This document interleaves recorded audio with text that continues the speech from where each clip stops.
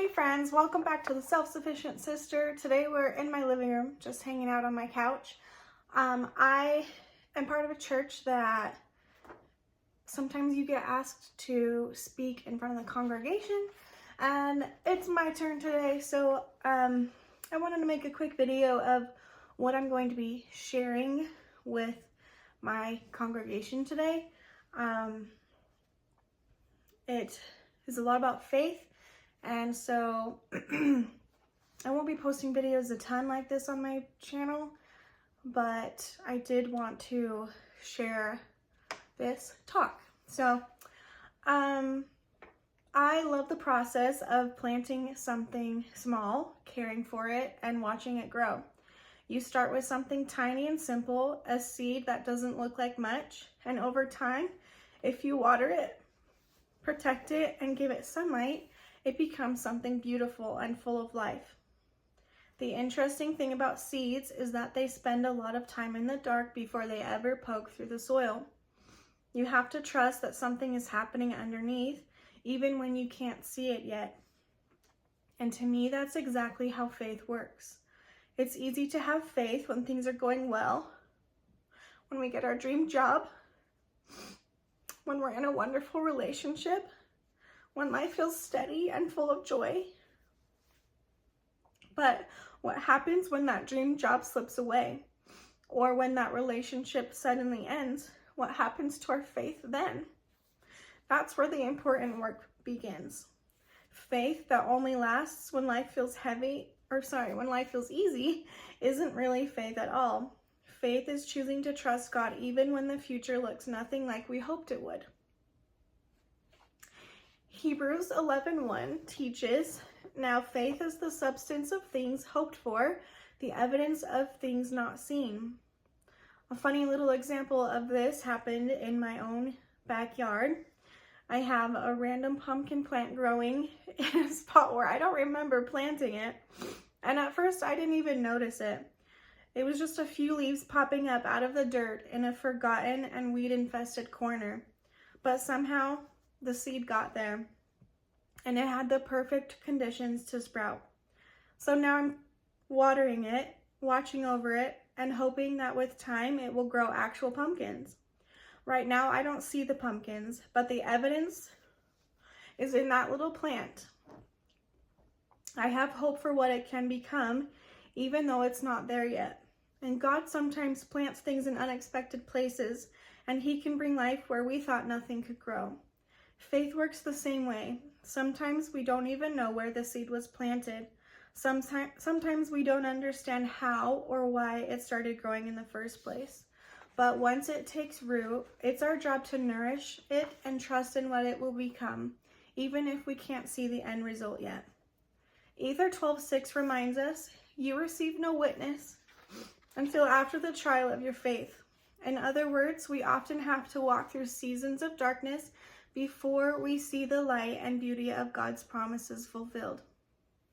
I'm sure we've all had moments of deep despair when our faith could have been shaken or strengthened. The scriptures are full of examples of people who let their trials become opportunities for their faith to grow. Alma's people in bondage, they prayed mightily, and though their burdens weren't immediately removed, the Lord strengthened them to bear them. Then in His timing, He delivered them. Faith led to deliverance. The stripling warriors.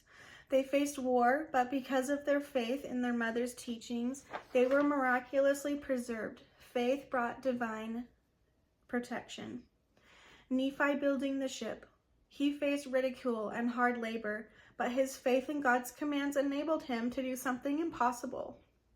Faith gave him perseverance and miracles. The brother of Jared. Surrounded by storms and literal darkness, his faith brought revelation and light, showing that Christ Himself is the source of illumination. Joseph Smith in Liberty Jail. In despair and isolation, his faith sustained him, and the Lord promised him peace and strength to endure. And we don't even have to look only to the scriptures. Our own pioneer ancestors are incredible examples of faith. They walked thousands of miles across plains and mountains, often with little food or shelter. Some lost loved ones along the way, By the world's measure, they had every reason to give up, but instead they pressed forward with faith that the Lord had called them to gather. Their sacrifices became the foundation of the faith we stand on today. Their example teaches us that even in the hardest trials, faith gives us strength to keep moving one step at a time. Above all, Jesus Christ gave us the ultimate example of faith. In Gethsemane, he prayed, "Father, if thou be willing, remove this cup from me. Nevertheless, not my will, but thine be done." That is faith, trusting the Father's plan even when it required unimaginable suffering. And on the cross, he cried out, "Father, into thy hands I commend my spirit." Even at the very end, he showed us perfect faith by placing his whole soul in God's hands. If even the Son of God relied on faith to endure his darkest hours, how much more do we need that same faith in ours? Just like these examples, I've seen my own moments where faith had to grow in the dark. Recently, I went through a heartbreaking experience that deeply tested my faith. It brought me to my knees in prayer more times than I can count. I had so many questions. Why didn't things work out the way I thought they would? And why do I have to go through this? In those moments, I realized I had a choice.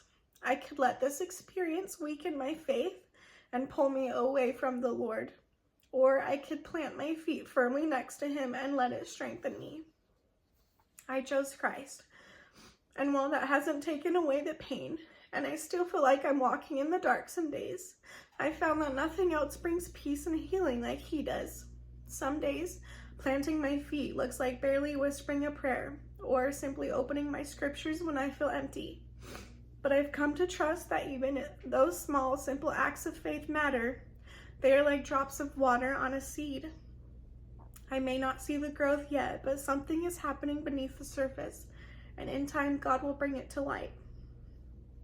Elder Sandino Roman once gave a beautiful analogy. He said our faith is like a lantern that needs oil. When we are faithful to God today, through prayer, scripture study, and obedience, we are filling our lamp with the oil we'll need for tomorrow's trials. That faithfulness allows us to take the next step even when the path ahead is dark. I always joke that I was born to be a passenger princess. I don't like driving, but I love going for rides. And not long ago, I saw a Facebook post that said, "How blessed I am to be unsure of what's next, because I'm just a passenger princess in my Father's perfect plan." That really resonated with me, because faith is also like being a passenger. It means learning to trust the driver. I may not see the map, and I may not understand the turns he takes, but I know he knows the way. Just like I water a seed even when I don't yet see the plant, or add oil to my lantern before the night falls, I can choose to trust him before I see the full picture. My faith is choosing to stay in the seat, believing that he sees what I cannot, and that his destination for me is far greater than anything I could plan for myself. So while I don't have all the answers, I know this: letting go of the need to control everything, and instead trusting God's hand to guide me, is what will bring me the most peace and joy. There is a song I love called "Flowers" by Samantha Ebert. In it, she shares the words of a prayer in the middle of despair. She says, "Lord, why are you keeping me here?" And the answer she feels is this: "Child, I'm planting seeds. I'm a good God and I have a good plan. Trust that I'm holding a watering can. Someday you'll see that flowers grow in the valley." I love that reminder because it's true. Sometimes God allows us to walk through valleys, but those valleys are not wasted. He is planting, watering, and patiently tending us until the time comes for our faith to bloom into something beautiful. In gardening, growth requires patience. A tomato plant might sprout in just days, while a pineapple can take years before you even see the first harvest. In the same way, God's timing is not our timing. Some blessings and answers come quickly, while others take years of faithful waiting, but both are part of his plan to help us grow deep, strong roots. Elder Jeffrey R. Holland once said, "Some blessings come soon, some come late, and some don't come until heaven. But for those who embrace the gospel of Jesus Christ, they come." That truth has given me a lot of comfort. because even when I don't understand the waiting, I can trust that God keeps his promises. The growth may be unseen for a season, but the harvest will always come. I recently came across a post on the Hear Him Daily Facebook page that said this: "The path isn't problem-free. It was never meant to be. It's not flat or straight. It winds and turns, dips and climbs. Some days it feels like you're walking through blooming meadows under a bright blue sky. Other days it feels like a desert storm with no clear way forward." We don't get to choose the scenery of our lives. If we could, there wouldn't be much point to agency. Instead, we are given experiences, some we wanted, some we never saw coming, and it's in those moments that our agency becomes most sacred. That's when the real question is asked: what will I choose now? We may not be able to control the road, but we always control how we walk it. We can choose to trust God even when the sky is dark. We can choose to forgive when our pride says we're owed something. We can choose to keep going when it would be easier to quit. The path may not look how we expected, but it always leads to him if we keep walking. I love that. The road may not be smooth, but it is the road that leads to Christ if we keep walking with him. Faith grows as we act, as we trust, and as we stay loyal to our Savior. President Nelson taught, "Your growing faith in him will move mountains, not the mountains of rock that beautify the earth, but the mountains of misery in your lives. Your flourishing faith will help you turn challenges into unparalleled growth and opportunity." He reminds us that faith takes work and trust. It's not passive wishing. Sometimes the mountains don't move instantly, but faith gives us strength to climb it. Just like a gardener works intentionally, we can also be intentional with our faith. First, we have to plant.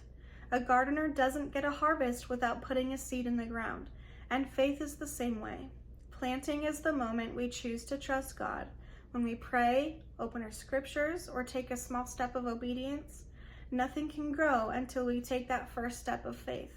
Next, we have to nourish. Roots don't grow without water, and our faith won't grow unless we surround ourselves with the things that give it life. That might mean making time for scripture study, going to the temple, or simply choosing to be around people who lift us closer to Christ. Those daily choices are like the spiritual water and sunlight our seed of faith needs. Then comes the work of protecting. Any gardener knows that weeds can quickly take over if you're not careful. In our lives, those weeds can look like sin, doubt, or even distractions that slowly pull our hearts away from God. Protecting our faith means noticing what's trying to choke it out and pulling those things up before they grow too strong. Another part of growth is learning to be patient in the dark. Seeds spend a lot of time underground before they break through the soil. A caterpillar is hidden away in the darkness of a chrysalis before becoming a butterfly. In the same way, sometimes we go through trials where we can't see progress, but it's in those seasons of waiting that God is doing some of his most important work in us. And finally, we have to stay loyal. Faith is not a one-time decision. It's a daily choice to keep following Christ, even when the results aren't immediate. True loyalty shows up in the unseen moments, when no one else is watching, but we still choose him. Loyalty can look like choosing to pray even when we don't feel like it, speaking kindly when we're frustrated, quickly forgiving others, and making time for church and temple worship even in a busy schedule. President Russell M. Nelson taught, "Small and simple, consistent acts of devotion over time will strengthen your faith and trust in the Lord." So let us, as 2 Nephi 31:20 says, press forward with a steadfastness in Christ, having a perfect brightness of hope. And if we do, our faith will bloom into joy and eternal life. I know that as we trust in the Lord with all our hearts, even when we don't understand, he will direct our paths. Our faith may start small like a seed. It may sprout in moments when we need just a little hope. And as the primary song says so simply, faith is like a little seed. If planted, it will grow. And when we choose daily to nourish it, protect it, and stay loyal to Christ, it doesn't just grow. It becomes strong enough to carry us through any storm. I'm grateful for a Savior who loves us enough to walk with us in both the sunshine and the storms. I know that as we keep choosing him, our faith will grow into something beautiful and strong. I love talking about faith. It's really a big topic, and we could talk about it for hours and hours and hours. So I hope that you can have some faith today, and if you don't, I hope you can plant that seed. So I'll see you guys next time. Thanks for listening.